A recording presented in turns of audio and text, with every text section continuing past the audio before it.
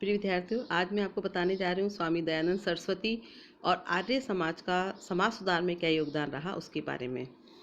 विद्यार्थियों, मैडम ब्लेवेटस्की का कहना है कि यह बिल्कुल सही बात है कि शंकराचार्य के बाद से भारत में कोई भी व्यक्ति ऐसा नहीं हुआ जो स्वामी दयानंद से बड़ा संस्कृतज्ञ, उनसे बड़ा दार्शनिक, उनसे अधिक तेजस्वी वक्ता तथा कुरीतियों पर टूट पड़ने में उनसे अधिक निर्मम रहा हो।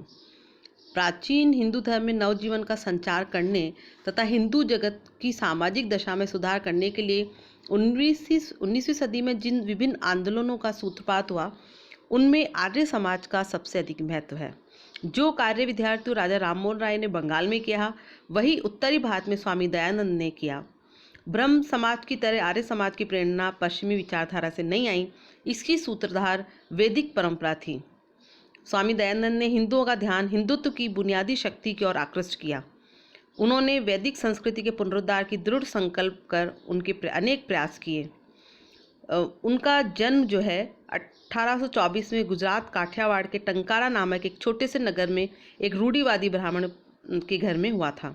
उन्होंने बाल अवस्था से ही मूर्ति पूजा में विश्वास नहीं रखा और 1845 ईस्वी में अपना विवाह होने से पहले ही वे घर छोड़कर चले गए। 1861 ईस्वी तक एक ब्रह्मचारी साधु के रूप में भारत के विभिन्न स्थानों का भ्रमण करते रहे। 1861 ईस्वी में उन्होंने मथुरा के स्वामी विरजानंद को अपना गुरु बनाया और वहां रहते हुए वेदों का अध्ययन किया। 1875 ईस्वी में मुंबई में उन्होंने आर्य समाज की स्थापना की। उसके बाद वे विभिन्न स्थानों पर घूम घूम कर अपने विचारों का प्रचार प्रसार करते रहे तथा अनेक स्थानों पर आर्य समाज की स्थापना की। स्वामी दयानंद जहाँ जहाँ भी गए, वहाँ लोगों को उन्होंने अपने विचार से प्रभावित किया और उनके अंतिम दिन राजस्थान में व्यतीत हुए। 30 अक्टूबर 1883 ईस्वी को अजमेर में उनका देहावसान हो गया। विद्यार्थियों, राजस्थान से स्वामी दयानंद सरस्वती का काफ़ी जुड़ाव रहा। अब हम बात करें स्वामी दयानंद के द्वारा किए गए सामाजिक सुधारों की, तो स्वामी दयानंद ने विद्यार्थियों हिंदू समाज में क्रांतिकारी सुधारों की आवश्यकता पर बल दिया। उन्होंने बाल विवाह, बहुविवाह और पर्दा प्रथा का खंडन किया तथा अंतर्जातीय विवाह एवं विधवा विवाह का समर्थन किया। उन्होंने स्त्री शिक्षा पर जोर दिया।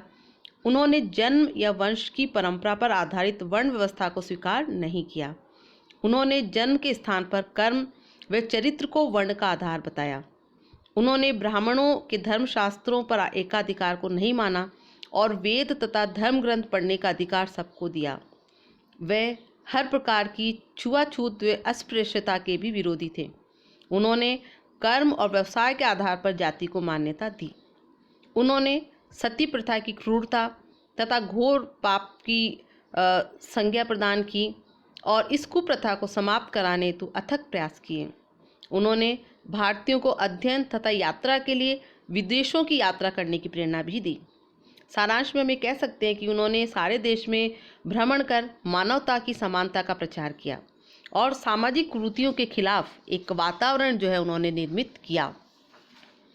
देश में राजनीतिक जागृति फैलाने में भी स्वामी दयानंद का योगदान रहा। उनका लक्ष्य राजनीतिक स्वतंत्रता था। वस्तुतः वह पहले व्यक्ति थे जिन्होंने स्वराज्य शब्द का प्रयोग किया। वह प्रथम व्यक्ति थे जिन्होंने विदेशी वस्तुओं का बहिष्कार करना तथा स्वदेशी वस्तुओं का प्रयोग करना सिखाया। वह पहले व्यक्ति थे जिन्होंने हिंदी को राष्ट्रभाषा स्वीकार किया। उन्होंने अपनी प्रसिद्ध रचना सत्यार्थ प्रकाश को हिंदी भाषा में लिखा। बाल गंगाधर तिलक और लाला लाजपत राय, जिन्होंने राष्ट्रीय आंदोलन में हिंदू राष्ट्रवादी तत्वों का नेतृत्व किया, स्वामी दयानंद के विचारों से प्रभावित थे। और इस प्रकार हम देखते हैं कि भारतीय राष्ट्रीयता के प्रचार प्रसार में भी स्वामी दयानंद का महत्वपूर्ण योगदान रहा। अब मैं बात करना चाहूँगी आर्य समाज आंदोलन का भारतीय समाज सुधार आंदोलन में क्या योगदान रहा। तो स्वामी दयानंद के उपदेशों से प्रेरणा लेते हुए आर्य समाज ने भी हिंदू धर्म, समाज, शिक्षा और राजनीतिक चेतना के क्षेत्र में बहुत कुछ प्रदान किया है। इसी कारण जबकि ब्रह्म समाज आंदोलन वर्तमान में लगभग समाप्त सा हो गया है, रामकृष्ण मिशन का प्रभाव समाज के शिक्षित वर्ग और उदार विचारों के व्यक्तियों तक सीमित है। आर्य समाज अभी तक जीवित आंदोलन है जिसमें हिंदू समाज के छोटे व बड़े वर्ग तक उसकी पहुंच है। आर्य समाज ने संपूर्ण उत्तरी भारत में अनेक शिक्षण संस्थाओं की स्थापना की। उसने प्राचीन पद्धति पर गुरुकुल व कन्या गुरुकुल की स्थापना की। वहीं आधुनिक शिक्षा पद्धति पर स्वामी दयानंद आर्य विद्यालय यानी डीएवी कॉलेज भी अनेक स्थानों पर स्थापित किए गए हैं। इन शिक्षा संस्थाओं में अंग्रेजी, विज्ञान और आधुनिक समय के सभी विषयों की शिक्षाओं का प्रबंध है, परंतु संस्कृत और वेदों की शिक्षा पर वहाँ विशेष बल दिया जाता है। धार्मिक क्षेत्र में भी आर्य समाज ने भारत में तथा विदेशों में भी मूर्ति पूजा, कर्मकांड, बलि प्रथा, स्वर्ग और नर्क की कल्पना तथा भाग्यवाद का विरोध किया। उसने वेदों की श्रेष्ठता का दावा किया और उसी आधार पर मंत्र पाठ, हवन, यज्ञ, कर्म आदि पर बल दिया। आर्य समाज ने हिंदू धर्म को सरल बनाया। वेदों की व्याख्या उसने इस प्रकार की जिसमें वेद अनेक वैज्ञानिक, सामाजिक, राजनीतिक व आर्थिक सिद्धांतों के स्रोत माने जा सकते हैं। विद्यार्थियों, सामाजिक क्षेत्र में भी आर्य समाज का कार्य बहुत सफल रहा। उसने बाल विवाह, बहु विवाह, पर्दा प्रथा, जाति प्रथा, सती प्रथा आदि सभी विद्यमान कुरीतियों का विरोध किया। स्त्री शिक्षा, जाति समानता और अछूतों के उद्धार के लिए भी उसने निरंतर प्रयत्न किया।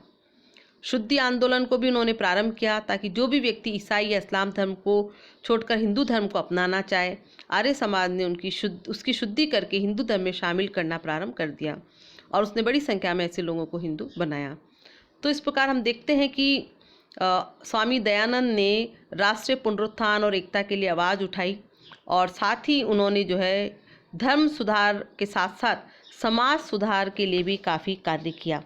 और स्वामी जो दयानंद है उनका भारतीय समाज सुधार के क्षेत्र में महत्वपूर्ण योगदान रहा है।